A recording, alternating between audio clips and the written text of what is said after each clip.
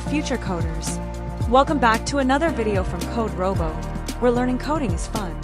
In this video, we are going to continue our draw course, and right now, we are working with the alphabet series.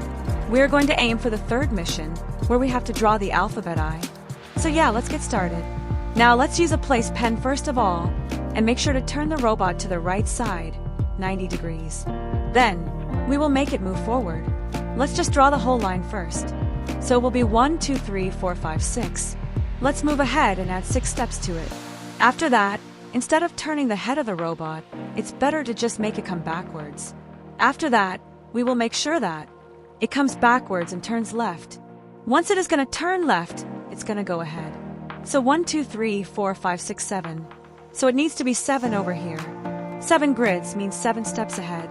Then, moving forward 7 steps, we will make sure that it turns towards the left side by 90 degrees, and in that direction, we will make it move forward. Now again, we will make sure it moves forward 3 times, and instead of turning the head of it, we will right away use. So yeah, let's get started and see whether we are able to get the output that we expect or not. So, we'll wait for the robot to complete, and voila! We have completed our third mission. Like, share, and subscribe to CodeRobo.